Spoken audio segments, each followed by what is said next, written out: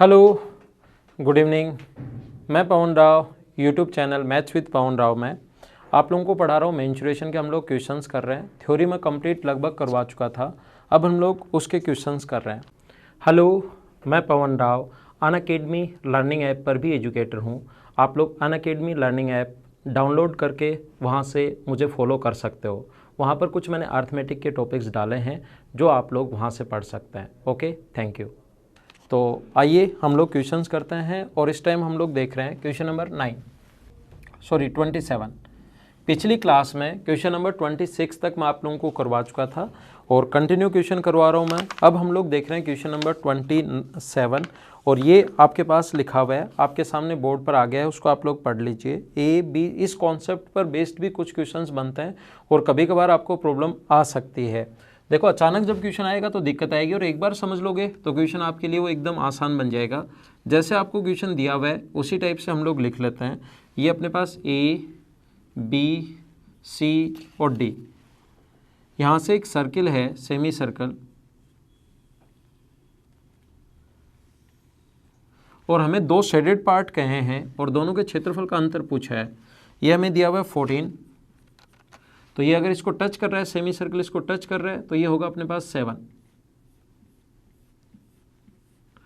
और इस वाले भाग का और ऊपर इस वाले भाग का दोनों के एरिया का डिफरेंस हम लोगों से पूछा गया है, इतना ही। इस वाले भाग का और इस वाले भाग के एरिया का अंतर हम लोगों से पूछा गया है। तो कुछ लोगों को प्रॉब्लम आएगी अगर ये कॉन्सेप्ट नहीं है, एकदम आसान, लेकिन अगर आपका किया हुआ होगा आप लोग आसानी से कर लोगे। इस मतलब कोई नया क्वेश्चन आएगा तो भी आप लोग लगा लोगे, और जब नहीं किया हुआ रहता तो फिर थोड़ी सी प्रॉब्लम आती है। तो ध्यान देना, ये 14 अपने पास और ये अपने पास 7, ये 14 ही दिया हुआ है तो ये अपने आप 7, क्योंकि ये सेमी जो सर्किल है इस पर व्यास मानकर पूरा कंप्लीट लैंग्वेज आप लोग पढ़ लीजिए, दिया हुआ है। तो आप लोग क्या करोगे, सबसे पहले ये अपने पास मान लो ए है और ये अपने पास मान लीजिए बी है, तो आप लोग ए प्लस बी का क्षेत्रफल निकाल लो। तो ए प्लस बी एक ट्रायंगल बन रहा है। ये अगर अपने पास एक रेक्टेंगल है तो बीच से हम लोगों ने काट दिया, तो ये अपने पास एक रेक्टेंगल बन रहा है। और रेक्टेंगल का जो एरिया होता है वो होता है अपने पास, टोटल का तो 14 × 7, लेकिन ट्रायंगल का एरिया होगा half into base into height. 2 से कट गया 7 बार और ये अपने पास कितना आ गया, 49। ए प्लस बी जो है वो टोटल अपने पास आ गया है 49 आ गया है, ए प्लस बी टोटल 49। अब अपने पास यहाँ से इस प्रकार से आप लोग इसको सी मान लीजिए और बी प्लस सी का क्षेत्रफल निकाल लो। ये एरिया किसका आया है, ए प्लस बी का। और अब आपके पास बी प्लस सी का एरिया निकालना आसान है। बी प्लस सी का एरिया कैसे निकालोगे, यहाँ से इसको मिला दो, यहाँ से जैसे इसको मिला दोगे तो 7, रेडियस 7 और 7, ये अपने पास एक स्क्वायर बन जाएगा। स्क्वायर के एरिया में से सेक्टर का एरिया माइनस कर दूं तो क्या अपने पास बी प्लस सी का क्षेत्रफल आ जाएगा क्या। 7, 7, 7 और 7 एक स्क्वायर बन गया, क्योंकि 90 डिग्री और चारों साइड्स बराबर, तो एक स्क्वायर बन गया। और स्क्वायर अगर बन गया तो ध्यान रखना, फिर इसका मतलब अपने पास यहाँ पर बी प्लस सी का एरिया निकालना है, तो स्क्वायर के एरिया में से सेक्टर का एरिया माइनस कर दो। स्क्वायर का एरिया कितना होगा, बी प्लस सी का एरिया कितना होगा, 49। इसमें से माइनस कर दोगे आप लोग, 1/2 नहीं आएगा, 1/4 आएगा, पाई आर स्क्वायर, 7 का स्क्वायर 49, 7 का स्क्वायर 49, क्योंकि रेडियस 7 है, अपॉन 4। कुछ लोगों को प्रॉब्लम आ सकती है कि सर ये 4 कहाँ से आया। ध्यान रखना, अपने पास 1/4 सर्किल है, सेक्टर का एरिया 1/4 सर्किल, तो बी प्लस सी निकाल लेंगे और ए प्लस बी निकाल लिया, तो आंसर जो आ गया अपने पास वो आ जाएगा। हमारे पास डिफरेंस पूछा है तो इसमें से माइनस कर दो। माइनस करोगे तो ये माइनस माइनस माइनस और प्लस, तो ये कट गया, देखो ए बी कट गया, ए माइनस सी। 49 से 49 तो कट जाएगा और अंश पाई की वैल्यू 22/7 रख लो आप लोग, 49/4। 2 से कट गया 2 बार, 2 से कट गया 11 बार, 7 से कट रहा है 7 बार, 77/2। ये अपना आंसर आ गया, यही अपना ऑप्शन लिखा हुआ है, ये अपना आंसर है क्वेश्चन नंबर 27। तो आप लोग इसको पढ़ लीजिए, आंसर आ गया है 77/2। आसान क्वेश्चन था, इस टाइप के क्वेश्चंस अपने सामने आ सकते हैं, ये आप लोग ध्यान रखना। चलो नेक्स्ट क्वेश्चन पर चलते हैं हम लोग। 27 के बाद 28। तो कॉन्सेप्ट ऐसे क्वेश्चंस एग्जाम में आ सकते हैं और ये मैं वो वाले क्वेश्चंस करवा रहा हूँ जो एसएससी या सीडीएस में आने लायक हैं। ऐसे नहीं कि आउट ऑफ सिलेबस में एक बड़ा सा क्वेश्चन उठाकर उसको मैं 50 मिनट तक उसी क्वेश्चन को बताते रहो। वैसे क्वेश्चंस भी बहुत सारे मैं आप लोग चाहोगे तो करवा दूंगा कि एक ही क्वेश्चन सर 50 मिनट चले, लेकिन ये उस टाइप के क्वेश्चन हैं जिनमें थोड़ा सा कॉन्सेप्ट लगता है और एग्जाम में आते हैं, और जब आप लोग बैठे रहते हो एग्जाम में कि ये कैसे निकालूँ मैं और फिर ये कैसे निकालूँ, ऐसे अचानक दिमाग नहीं चलता। और अगर एक बार ये कॉन्सेप्ट समझ में आ गया तो फिर आपको कोई भी प्रॉब्लम नहीं आएगी।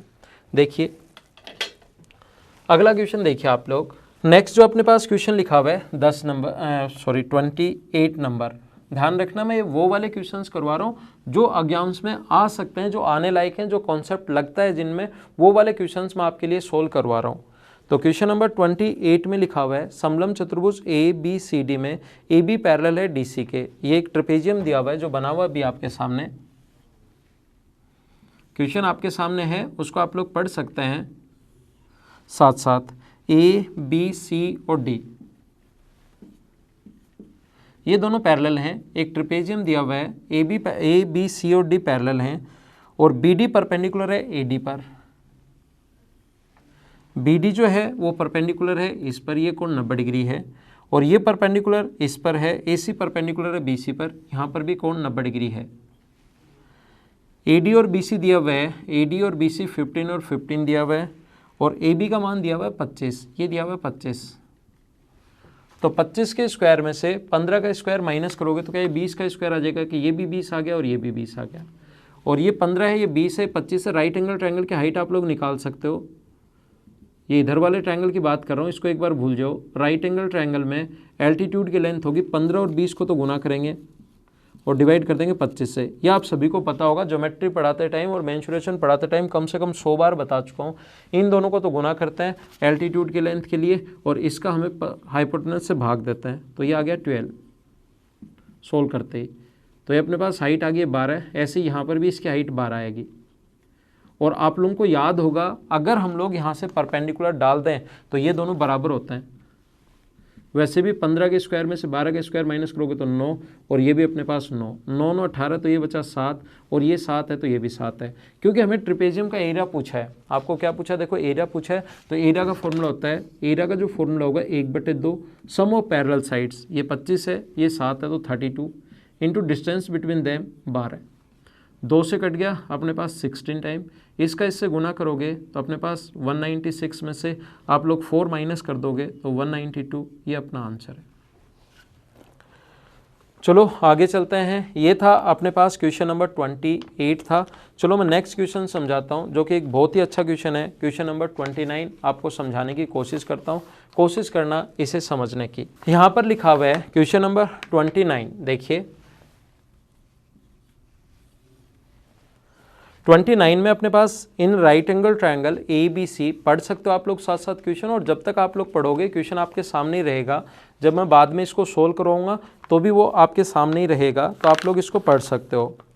ABC in a right angle triangle ABC where B equals to 90 degree and BDEF is a square, AE equals to 7.5 and AC equals to 18, then find the area of triangle ABC। Hindi medium वाले और English medium वाले दोनों medium में लिखा हुआ है। बहुत अच्छा क्वेश्चन है, आप लोग इसको पढ़ सकते हो।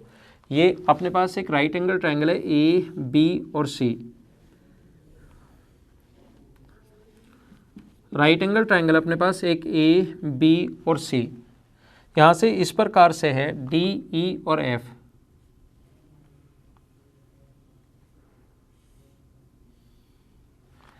ये अपने पास पॉइंट D है, ये अपने पास E है और ये अपने पास पॉइंट F है।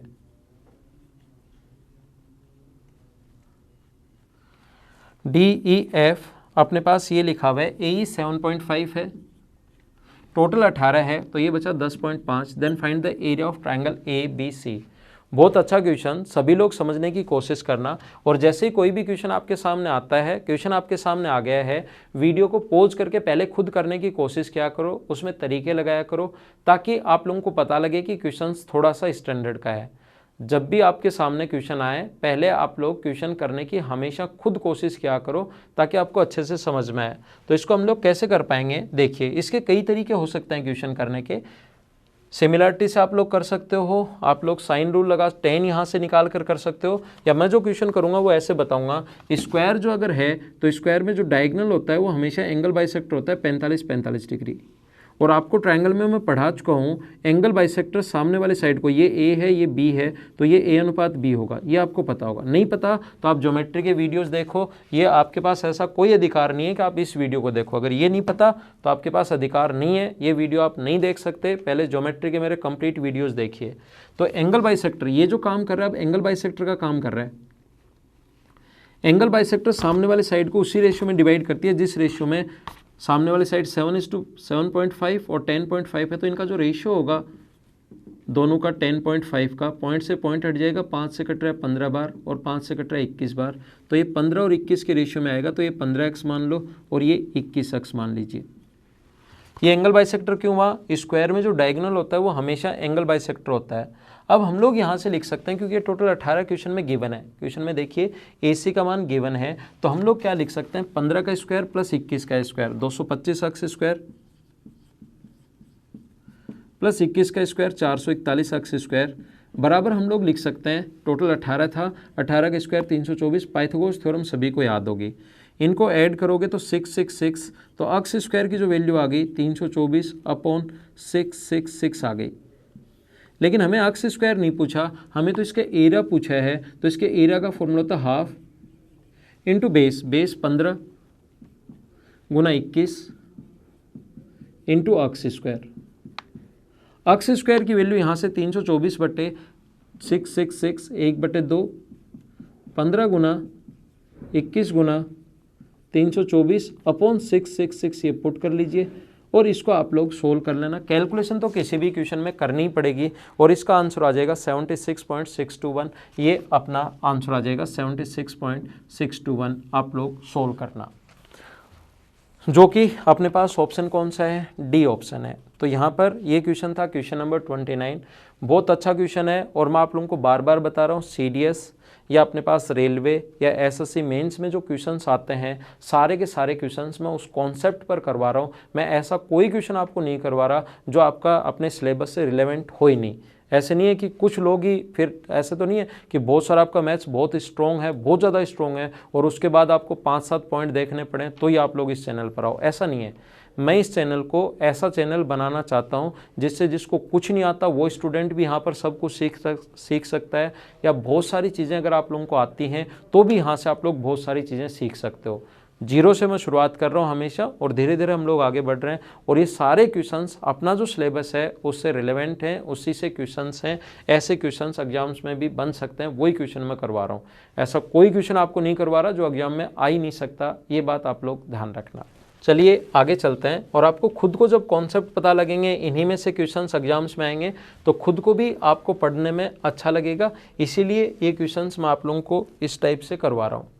नेक्स्ट क्वेश्चन देखिए आप लोग, क्वेश्चन नंबर हम लोग देख रहे हैं इस टाइम 30 नंबर। 30 नंबर क्वेश्चन अपने पास आपके सामने बोर्ड पर लिखा हुआ है, पढ़ लीजिए, मैं भी साथ साथ पढ़ लेता हूँ।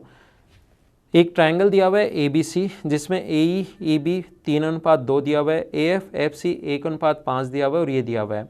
चतुर्भुज ये ऊपर जो बना अपने पास जो शेडेड पार्ट से दिखाया है उसका क्षेत्रफल, ट्रायंगल ABC के क्षेत्रफल का अनुपात क्या होगा। देखो ऐसे क्वेश्चंस आते हैं, मैं फिर कह रहा हूँ मैं वही क्वेश्चन करवा रहा हूँ जिस टाइप के क्वेश्चंस अपने सामने बन सकते हैं, ये ध्यान रखना।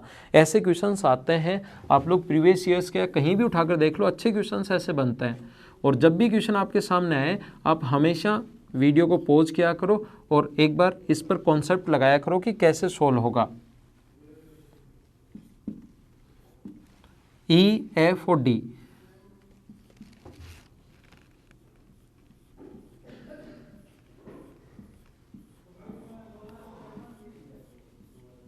ये इस प्रकार से दिया हुआ है, शेडेड पार्ट टोटल ABC का कौन सा भाग होगा। शेडेड करना चाहो तो कर लो, नहीं तो कोई भी ऐसी प्रॉब्लम भी नहीं है, हमें याद ही रहेगा, क्वेश्चन में तो ये करके दिखाया गया है इसने। देखो तो ध्यान देना, ये अपने पास दिया हुआ है AE और EB, ये 3:2 दिया हुआ है, 3 है और ये 2 है। AF और FC ये 1 है और ये 5 है। BD और DC ये 4 है और ये 3 है, ये इस प्रकार से दिया हुआ है। तो हम लोग क्वेश्चन कैसे कर पाएंगे, देखिए आप लोग कोशिश करना सीखने की, आप लोग यहाँ से इसको मिला दो, इस क्वेश्चन का करने का जो तरीका होता है, इसका कॉन्सेप्ट जो होता है वो ये होता है, एक ही ट्रायंगल में कितने भी ट्रायंगल बना लो आप लोग, एरिया का रेशियो हमेशा वही होता है जो बेस का रेशियो है। ये मैं आपको समझा चुका हूँ। तो आप लोग क्वेश्चन इसमें पूरे का एरिया 1 मानोगे तो भी हो जाएगा, x मानोगे तो भी हो जाएगा, 5 मानोगे तो भी हो जाएगा, 7 मानोगे तो भी हो जाएगा। लेकिन एग्जाम में मानना क्या है वो मैं आपको समझाता हूँ। एग्जाम में आपको क्या मानना है वो मैं आपको समझाता हूँ। इन दोनों का सम 3 और 2 कितना हुआ 5, इन दोनों का सम कितना हुआ 7 और उसका सम कितना हुआ 6। इसको इंटू करके दोनों को टोटल 210 माना करो। आप लोग क्या करोगे, मैं फिर समझाता हूँ, इधर नहीं दिखाई दिया तो, इनका सम 6, इनका सम 5 और इनका सम 7, इनका इंटू करके टोटल 210 आप लोग माना करो। इसका एरिया 210 मान लो। ये देखो आप लोग, एक बार इसको मैं मिटा दूं अगर यहाँ से आपको ज़्यादा समझाने के लिए, तो क्या अपने पास ये रेशियो 3:2 बच गया क्या? ये अनुपात 3:2 है, तो एरिया का रेशियो हमेशा वही होगा जो बेस का रेशियो है 3:2। तो 210 को देखो क्वेश्चन कितना जल्दी और कितना आसानी से सोल्व हो जाएगा वो मैं आपको समझाने की कोशिश करता हूँ। तो 5 की वैल्यू 210 है तो ये होगा 126, 3:2 में बांट लेना, इसको 3:2 के रेशियो में डिवाइड कर लेना और ये होगा अपने पास 42 का डबल 84। अब यहाँ से इसका एरिया 84 आ गया, इसका एरिया 126 आ गया। अब यहाँ से इसने मिलाया है तो ये 4:3 के रेशियो में बटेगा। 7 की वैल्यू 84 है तो 1 की वैल्यू 4, तो 12 की जो वैल्यू होगी, 7 की वैल्यू 84 है तो 1 की वैल्यू होगी 12, तो 12 गुना 4 ये तो आ गया 48 और ये आ गया 36। ऐसे अपने पास टोटल तो ये 126 था, लेकिन इधर वाले क्षेत्रफल का टोटल, इधर वाले ट्रायंगल AEC का टोटल क्षेत्रफल 126 है। ये 1:5 अगर है अपने पास तो इसको और इसको 1:5 में बांटना पड़ेगा। 6 की वैल्यू 126 है तो 1 की वैल्यू 21 होगी और इसकी वैल्यू होगी 105। हमें इसका FEDC का, तो इसका क्षेत्रफल आ गया 141 और ये जो अपने पास टोटल बड़े वाला ABC का क्षेत्रफल हम लोग मानकर चलें 210, 3 से कट जाएगा 47 टाइम, 3 से 70 बार, ये अपना आंसर आ गया। तो इस टाइप के छोटे छोटे आसान क्वेश्चंस बनते हैं जो अपने सामने हैं, तो आंसर ये आ गया अपने पास। अगला क्वेश्चन देखिए आप लोग, नेक्स्ट चलते हैं, क्योंकि आप लोग क्वेश्चन रिवाइज करके भी देख सकते हो, बार बार पीछे करके देख सकते हो, इसलिए मैं 2 बार नहीं समझा रहा हूँ, एक बार में ही समझना। नहीं समझ में रिवाइज करके देख लो, कॉन्सेप्ट आपके समझ में आ गया होगा कि 210 क्यों मानते हैं। नेक्स्ट देखिए आप लोग, क्वेश्चन नंबर अपने पास लिखा हुआ है 31 नंबर जो क्वेश्चन है, ABCDEF एक षष्टभुज है। आपके सामने क्वेश्चन है। मैंने जब थ्योरी आप लोगों को पढ़ाई थी, आपको याद होगा, थ्योरी जब मैंने आप लोगों को पढ़ाई थी तब मैंने बताया था, क्या बताया था, सिखाता हूँ अभी। इसका हमें क्षेत्रफल चाहिए शेडेड पार्ट का, इस बीच वाले ट्रायंगल का क्षेत्रफल चाहिए।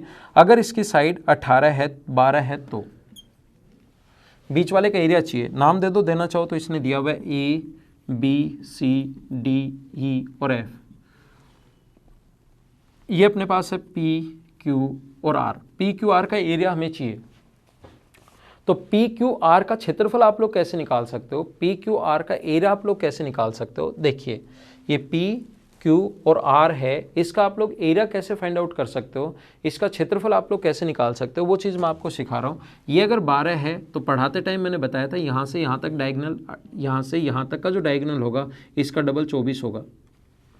साइड अगर 12 है तो ये वाला डायगोनल 24 होता है, ऐसा मैंने बताया था अगर आपको याद हो तो। और मुझे बताइए 12 है, ये 24 है, तो मिड पॉइंट को मिलाने वाली लाइन, किसी भी मिड पॉइंट को मिलाने वाली लाइन दोनों लाइन के आधी और उसके पैरेलल होगी, तो 12 और 24 36 का आधा, ये 18 आ गया। ये इक्विलेटरल ट्रायंगल बनेगा, ये 18 है, ये 18 है और ये 18 है। क्या आप लोग एरिया फाइंड आउट कर सकते हो क्या? तो एरिया अगर फाइंड आउट करना है तो √3/4 इंटू साइड स्क्वायर, 18 का स्क्वायर 324, 4 से कट जाएगा 81 टाइम, 81 √3 आंसर आ गया। और ध्यान रखना, मैं बार बार समझा रहा हूँ, बार बार मैं एक ही चीज़ कह रहा हूँ, ऐसे क्वेश्चंस आते हैं, ऐसे क्वेश्चंस बनते हैं। इसमें 2 टाइप से क्वेश्चन बनता है, एक तो ये वाला बनता है और दूसरा इसमें जो क्वेश्चन बनता है वो किस टाइप से बन सकता है देखिए। तो अगर नहीं समझ में आया तो रिवाइज करके एक बार वापस देखिए, रिपीट करके एक बार आप लोग वापस देखिए, आपको समझ में आ जाएगा। एक तो इसमें ऐसे हेक्सागन में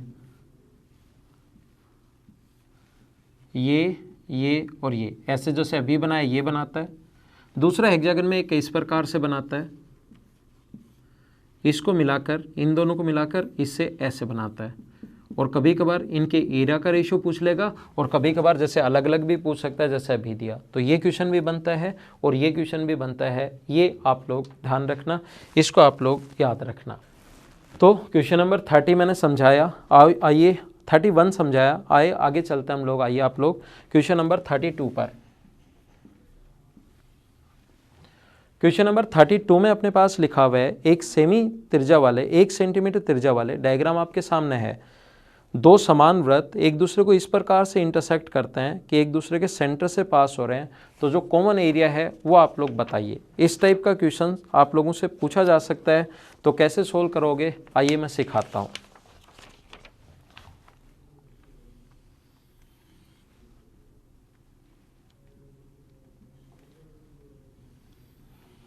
ये इस वाले भाग का क्षेत्रफल हम लोगों से पूछा गया है। इसकी रेडियस जो है वो 1 सेंटीमीटर है। इसकी जो रेडियस दी हुई है वो हम लोगों को दी हुई है 1 सेंटीमीटर। तो इस वाले भाग का क्षेत्रफल कैसे निकालोगे, देखिए आप लोग, यहाँ से यहाँ तक रेडियस 1 है, दोनों की रेडियस 1 है, एक दूसरे के सेंटर से पास हो रहे हैं। यहाँ से इसकी रेडियस 1 है और यहाँ से इसकी रेडियस 1 है। तो ऊपर वाले का एरिया हम लोग निकाल लें, डबल कर दें तो नीचे वाले का एरिया या कंप्लीट का एरिया आ जाएगा। देखो ऊपर वाले में ये कोण होगा 60 डिग्री, क्योंकि ये भी एक, ये भी एक, तो ये कोण प्रत्येक जो एंगल होगा वो 60 डिग्री होगा। एक बात ध्यान रखना आप लोग, एक तो सेक्टर होगा इस प्रकार से, एक तो ये सेक्टर होगा कंप्लीट इधर वाला, ऊपर वाले में ये सेक्टर का एरिया प्लस एक लीफ होगी। तो सेक्टर के एरिया में एक लीफ का क्षेत्रफल अगर आप लोग ऐड कर दो तो अपना आंसर आ जाएगा। देखो मैं फिर समझाता हूँ, वापस मैं बनाता हूँ और उसको मैं मिटा भी दूंगा बनाकर, एक बार समझ लो। यहाँ से यहाँ तक 1 है, यहाँ से यहाँ तक 1 है, यहाँ से यहाँ तक इक्विलेटरल ट्रायंगल, तो इधर तो एक सेक्टर बन गया और इधर एक लीफ बन गई। तो इस लीफ का क्षेत्रफल निकालना है, और सेक्टर तो 60 डिग्री पर अपने पास बने सेक्टर का एरिया तो आप लोग निकाल सकते हो। तो दोनों का एरिया, इस लीफ जो आधी लीफ बनी वो, और ये जो अपने पास है इसका एरिया आप लोगों को फाइंड आउट करना है। तो कैसे फाइंड आउट करेंगे देखिए, मैं आप लोगों को सिखाता हूं, ध्यान देना। इस लीफ का क्षेत्रफल निकालने का तरीका होगा कि आप लोग पहले सेक्टर का एरिया निकालो। सेक्टर का जो एरिया होता है पाई r स्क्वायर 1 का स्क्वायर 1 अपॉन 6, अब मैं डायरेक्ट लिख रहा हूँ अपॉन 6, क्यों, क्योंकि कोण 60 डिग्री है, तो टोटल 90 डिग्री होता है अपॉन 4, 60 डिग्री होता है अपॉन 6, 120 डिग्री होता है अपॉन 3। ये डायरेक्ट आपके दिमाग में होना चाहिए, क्योंकि आप लोग मेंस का पेपर देने बैठोगे, CDS का पेपर देने आप लोग बैठोगे। तो यहाँ पर मैंने आपको समझाने की कोशिश की, अपॉन में हम लोगों ने लिख दिया 6, या ऐसे लिख देना 360 गुना 60, तो आना है अपने पास वही 6 है, तो मैं डायरेक्ट 6 लिख ले रहा हूँ। ये लो, इसमें से मैं इक्विलेटरल ट्रायंगल का एरिया माइनस कर दूं, √3/4 a स्क्वायर यानी 1 का स्क्वायर 1। तो ये अपने पास इस लीफ का क्षेत्रफल बच गया। किसका क्षेत्रफल बच गया? इस लीफ का क्षेत्रफल बच गया। और ये अपने पास लीफ के क्षेत्रफल में अगर इस सेक्टर का एरिया ऐड करेंगे, यानी पाई 1 का स्क्वायर 1 अपॉन 6 ऐड कर देंगे, तो ये ऊपर वाले भाग का क्षेत्रफल आ गया। ऊपर वाले भाग में अपने पास 2 तो लीफ हैं, एक इक्विलेटरल ट्रायंगल है, तो एक लीफ का क्षेत्रफल और एक सेक्टर भी हम लोग मान सकते हैं। तो लीफ का क्षेत्रफल ये है, सेक्टर का एरिया ये है, इसको गुना करना पड़ेगा किससे? 2 से, क्योंकि ऐसा ही नीचे की तरफ है। तो π/3 माइनस √3/4 प्लस π/3 ऐड करोगे तो ये आ गया 2/3 पाई माइनस √3/4। ये अपना आंसर है। ऑप्शन में भी आप लोगों को दिखाई दे रहा है, तो ये अपना आंसर है। ये ध्यान रखना, ऐसे छोटे छोटे आसान क्वेश्चंस अपने पास बन जाते हैं, तो ये आप लोगों को पता होना चाहिए, ये कॉन्सेप्ट आपके क्लियर होने चाहिए, ताकि आप लोग आसानी से इनको कर सको। आइए अगला क्वेश्चन मैं आप लोगों को समझाता हूँ, क्वेश्चन नंबर 33 नंबर जो क्वेश्चन है, 32 तक मैं समझा चुका हूँ, अब मैं आपको समझा रहा हूँ 33। इसमें लिखा हुआ है कि स्क्वायर दिया हुआ है, आपके सामने डायग्राम है। आसान क्वेश्चंस होते हैं और मैं बार बार बता रहा हूँ, इन कॉन्सेप्ट पर बेस्ड क्वेश्चंस एग्जाम में आ सकते हैं। वही क्वेश्चन मैं करवा रहा हूँ जो एग्जाम्स में आ सकते हैं। ऐसे तो ऐसे बड़े बड़े क्वेश्चंस, बहुत बड़े बड़े क्वेश्चन, लेकिन वो जो फ़ायदा बड़े क्वेश्चन अगर मैं करवा दूंगा बहुत ज़्यादा, तो वो 2-3% जिनका मैथ्स बहुत अच्छा है उनको तो फ़ायदा पहुँचेगा। मैं 0 से लेकर चल रहा हूँ, और आप मेंस के एग्जाम भी देना, इससे स्टैंडर्ड के क्वेश्चंस आपको नहीं मिलेंगे। तो देखिए क्वेश्चन नंबर हम लोग कर रहे हैं, रेडियस दी हुई है 14 सेंटीमीटर, दिए गए चित्र में वृत्त का व्यास वर्ग की भुजा के बराबर है। वृत्त का जो व्यास है वर्ग की भुजा के बराबर है, ठीक है। वृत्त का केंद्र वर्ग के विकर्ण पर स्थित है, तो छायांकित भाग का क्षेत्रफल, इसकी जो अपने पास रेडियस है उसकी साइड के बराबर है। साइड 14 दी हुई है तो रेडियस भी 14, और एक सर्किल इस प्रकार से बनाया हुआ है, और इसको इसने इधर वाले को शेडेड कर दिया, इन दोनों को छोड़कर। देख लो आप लोग शेडेड कौन से को किया है, इन दोनों को छोड़कर शेडेड कर दिया, और इसका जो सेंटर है वो इस पर ही है। तो यहाँ से जब आप लोग इसको मिलाओगे, यहाँ से इस प्रकार से जब मिलाओगे, व्यास द्वारा परिधि पर बना कोण 90 डिग्री, ये क्योंकि सेंटर इसी पर है, व्यास द्वारा परिधि पर बना कोण, इसको बाद में मिलाएंगे, पहले आप लोग समझ लो। ऐसे ही इधर व्यास द्वारा परिधि पर बना जो कोण होता है वो अपने पास होता है 90 डिग्री। व्यास द्वारा डायमीटर द्वारा सरकमफ्रेंस पर बना जो एंगल होगा वो राइट एंगल होगा। ये 90 डिग्री पहले से है, ये भी 90 डिग्री, तो एक स्क्वायर बन गया, और स्क्वायर के दोनों डायगोनल्स इस प्रकार से स्क्वायर बन गया, दोनों डायगोनल्स 90 डिग्री पर काटेंगे। तो ये अपने पास रेडियस जो है वो इसकी 14 है, डायमीटर 14 है, इसकी रेडियस नहीं, रेडियस इसकी 14 है, इसके व्यास के बराबर है। दिए गए चित्र में वृत्त का व्यास वर्ग की भुजा के बराबर है, वर्ग का जो व्यास है वर्ग की भुजा के बराबर है, और रेडियस दी हुई हम लोगों को 14, वो लिखा हुआ है देखो रेडियस 14, तो ये 14 दी हुई है, 14, 14 और 14। तो हम लोग क्या करेंगे, इधर तो बन गया ये आधा वृत्त, देखो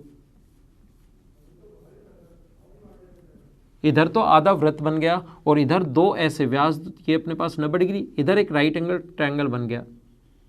तो राइट एंगल ट्रायंगल के आप लोग सोचोगे सर ये साइड्स तो अपने पास सही नहीं, ये साइड हमें चाहिए भी नहीं, और वैसे ये साइड है, वृत्त की जो व्यास है वो इसके बराबर है, ये साइड वैसे अपने पास है, लेकिन हमें चाहिए भी नहीं। हम तो 14 और 14 इसका एरिया निकाल लेंगे, इसका एरिया निकाल लेंगे, और सभी का ऐड कर देंगे, तो इतना पार्ट इसने शेडेड किया है। तो आधे सर्किल का एरिया जब अपने पास 14 हो तो 608, 616 होता है, लेकिन आधा ही है तो हम लोग 308। रेडियस 14 हो तो आधे सर्किल का area pi r square, 22/7, r की जगह 14 × 14 करोगे 616 आना है, आधा करोगे ये आ गया। एक टेबल मैंने बनवाई थी, डायरेक्ट याद है तो डायरेक्ट कर पाओगे। ये टेबल क्या थी ये नहीं पता तो आप लोग पूरा जो मैंने थ्योरी समझाई उसको देखिए। 14 × 14, एक ट्राइंगल का area half into base into height, और दो है अपने पास ऐसा ही ट्राइंगल तो 2 से गुना, तो 308 में अगर आप लोग ऐड करोगे 196, तो ऐड किया अपने पास यहाँ से, तो आंसर आ जाएगा 504, ये अपना आंसर है। तो ये क्वेश्चन था अपने पास 33, आप लोग ध्यान रखना। चलो नेक्स्ट क्वेश्चन पर चलते हैं हम लोग। क्वेश्चन नंबर 33 के बाद 34 में लिखा हुआ है, आपके सामने क्वेश्चन है, एक समबाहु त्रिभुज जिसकी प्रत्येक भुजा 10 है, तो दिखाए गए वृत्त में सबसे छोटे वृत्त की त्रिज्या क्या होगी। अगर ये एक इक्विलेटरल ट्रायंगल है मैं बार बार कह रहा हूँ ऐसे क्वेश्चंस बनते हैं, ऐसे क्वेश्चंस आपके सामने आ सकते हैं। मैं ऐसा कोई भी क्वेश्चन आपको नहीं करवाऊंगा जो एग्जाम्स में आने लायक ही नहीं हो, फिर तो क्या फ़ायदा, फिर तो वो वेस्टेज ऑफ टाइम है। ये साइड अगर 10 है, आप लोगों को याद होगा कि 1:3, 1:3, 1:3 के रेशियो में चलता है, ये आप लोगों को याद होगा। ये अगर अपने पास 1 है तो ये अपने पास होगी 3, और इसकी रेडियस अपने पास होगी 9, इसकी रेडियस होगी 27, इस रेशियो में चलता है 1:3, 1:3, 1:3 के रेशियो में चलता है, याद होगा। इसकी रेडियस कितनी होती है, ये 1, 3, 9 रेशियो होगा तीनों का, 3 गुना होता है, 3, 3 गुना 3 गुना 9। तो आप लोग ध्यान रखना अपने पास यहाँ पर इसका 3 गुना 9, यहाँ पर इसकी रेडियस कितनी होगी। अंदर वाले वृत्त की त्रिज्या का फॉर्मूला होता है अपने पास साइड अपॉन 2√3, याद होगा। अंतर्वृत्त की त्रिज्या का फॉर्मूला साइड अपॉन 2√3, ये तो आपको याद होगा, ऐसा मैं मानकर चल रहा हूँ। नहीं याद तो मेरी थ्योरी की क्लास वापस देखिए। तो 10 अपॉन 2√3 के नीचे तो लिखेंगे 9, क्योंकि 9 का मान है और हमें वैल्यू चाहिए 1 की, तो ये आंसर आ गया 10 अपॉन 18√3, ये अपना आंसर है। तो अपने पास ये दिया हुआ है और ये हम लोगों से पूछा है। तो अंतर्वृत्त की त्रिज्या का जो फॉर्मूला होता है, छोटे वृत्त की त्रिज्या, सबसे छोटे वृत्त की त्रिज्या पूछी है, तो ध्यान रखना इसकी साइड 10 है। तो अंतर्वृत्त की त्रिज्या का जो फॉर्मूला होता है वो होता है साइड अपॉन 2√3, फिर ये 9 का मान है, ये 3, और इससे छोटा एक और बन गया, और भी ऊपर बना सकता है, तो आंसर आ गया 10 अपॉन 18√3 को। क्या आप लोग काट भी सकते हो क्या इसको, चाहो तो इसको काट दो, क्योंकि ऑप्शन में मिलाने के लिए 2 से 9 बार, 2 से 5 बार, तो 5 अपॉन 9√3, ये अपना आंसर आ गया। ध्यान रखना दोनों टाइप के क्वेश्चंस पूछे जा सकते हैं। कोई भी अगर एग्जाम आप लोग देते हो उसमें दोनों टाइप के क्वेश्चंस पूछे जाएंगे, एकदम आसान भी होंगे और थोड़े से ठीक ठीक लेवल के भी होंगे। आपका लेवल इतना बढ़ा दिया गया है कि आपको ये चीज़ें अब एकदम आसान लगना शुरू हो गई हैं, इसलिए आप लोग ध्यान रखना, ज़्यादा प्रॉब्लम नहीं आएंगी इन क्वेश्चंस में, लेकिन सारे क्वेश्चंस आप लोग करना। आइए कुछ एकदम आसान आसान क्वेश्चंस हम लोग करते हैं। क्वेश्चन नंबर 35, क्वेश्चन नंबर हम लोग देख रहे हैं 35 नंबर जो क्वेश्चन है, 35 नंबर क्वेश्चन, उसमें लिखा हुआ है, आपके सामने क्वेश्चन है, पढ़ लीजिए। एक समचतुर्भुज के विकर्णों के योगफल का योग 10 है, विकर्णों की लंबाइयों का योग 10 है और क्षेत्रफल 9 है, तो उनके विकर्ण जो डायगोनल्स हैं उनके स्क्वायर का सम क्या होगा। हमें दो चीज़ें दी हुई है, कोई भी अपने पास समचतुर्भुज है तो छोटा सा बना लिया करो वैसे ही D1 D2, ताकि आपको सब याद रहे। इसका हमें D1 + D2 दिया हुआ है 10, आसान सा क्वेश्चन, और क्षेत्रफल हाफ D1 D2 जो दिया हुआ है वो दिया हुआ है हम लोगों को कितना, 9। सारे टाइप के क्वेश्चन करवाऊंगा मैं, हर टाइप के, आसान भी टफ भी, सब क्वेश्चंस मैं करवाऊंगा। और ये सारे के सारे क्वेश्चंस देखना, एसएससी मेंस में 2017 में आए हुए क्वेश्चंस आप लोग खुद ही आसानी से सोल्व कर लोगे, लेकिन पहले इनको देखना।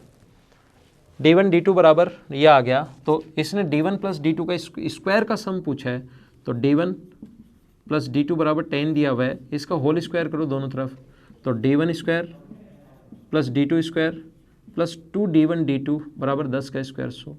इसका मान ये दिया हुआ है, D1 D2 18 है, तो 36 रखोगे, माइनस करोगे, 64 आंसर आ गया। ये 18 हो जाएगा इसकी जगह, 18 × 36 माइनस करोगे, 64 आंसर आ जाएगा। आसान क्वेश्चन था, क्वेश्चन नंबर 35। 36 नंबर क्वेश्चन में लिखा हुआ है 4x मीटर ऊंचाई वाले, क्वेश्चंस ऐसे आते हैं और ये आए हुए क्वेश्चन से ध्यान रखना, मैं आसान भी करवाऊंगा टफ भी करवाऊंगा, ऐसे नहीं कि एकदम टफ 20 क्वेश्चन 50 क्वेश्चन या 60 क्वेश्चन करवा दें और काम खत्म। हर टाइप के क्वेश्चन ही हम लोग सोल्व करेंगे। 4x मीटर ऊंचाई वाले एक वर्ताकार टेंट, अक्ष मीटर व्यास और अक्ष मीटर ऊंचाई वाले एक लंबवर्तीय बेलन जिस पर समान व्यास का एक लंबवर्तीय शंकु आच्छादित है के आधार का है, अक्ष रुपये प्रति वर्ग मीटर की दर से इस तंबू पर कैनवास अगर लगाना है तो उसका खर्च कितना आएगा। देखो एक टेंट इस प्रकार से है, जो नीचे से अपने पास सिलेंडर जैसा है और ऊपर की तरफ अपने पास एक कोन है, ऐसे इसने कहा है, जिसकी ऊंचाई 4x है और इसका व्यास अपने पास 8x है, तो ये भी अपने पास 4x हो गया। लंबवर्तीय बेलन जिस पर समान व्यास का एक लंबवर्तीय शंकु आच्छादित है, आधार अक्ष रुपये प्रति वर्ग मीटर की दर से कैनवास अगर लगाना है 8 अक्ष मीटर व्यास और अक्ष मीटर ऊंचाई वाला, ये इसकी ऊंचाई दी हुई है इसने यहाँ से यहाँ तक,